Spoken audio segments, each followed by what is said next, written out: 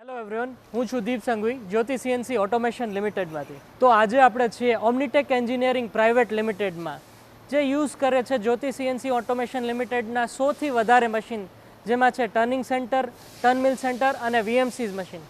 આજે આપણે એમનો જ અનુભવ જાણીએ કે કેવી એક્યુરસી અને રિલાયબિલિટી મશીનમાંથી મળીએ છે.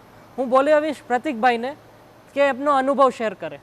અમે ટર્નિંગ સેન્ટરમાં ઘણા બધા ક્રિટિકલ કામ કરીએ છીએ. તેમાંની એક આ સાપ છે, 500 mm લાંબી સાપ છે. તેમાં અલગ અલગ સાઇઝના આપણે 4 થી 5 ઓડી કરીએ છીએ. તેનું રનઆઉટ આપણે 2 થી 3 માઇક્રોનની અંદર મેન્ટેન કરીએ છીએ. તમે આ પાર્ટ જોઈ રહ્યા છો તે પહેલાં આપણે મિલિંગ અને ટર્નિંગ બે અલગ અલગ સેટઅપમાં કરી રહ્યા હતા.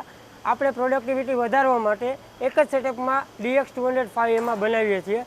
તેમાં એક સાથે આઈડી અને થ્રેડિંગ બંને એક જ સેટઅપમાં કમ્પ્લીટ કરીએ છીએ. તેના લીધે આપણે જે માપ છે તે એક્યુરેટ આવે છે. થેન્ક યુ પ્રતિકભાઈ, આવી સરસ ઇન્ફોર્મેશન આપણે જણાવ્યું. જેમાં જ્યોતિના એપ્લિકેશન એન્જિનિયરો દ્વારા ઘણા બધા સેટઅપ્સ ઘટાડવામાં આવ્યા અને નોન કટિંગ ટાઈમ પણ ઘટાડ્યો, જેથી કરીને ઓમનીટેકનું ઓવરઓલ પ્રોડક્શન વધ્યું.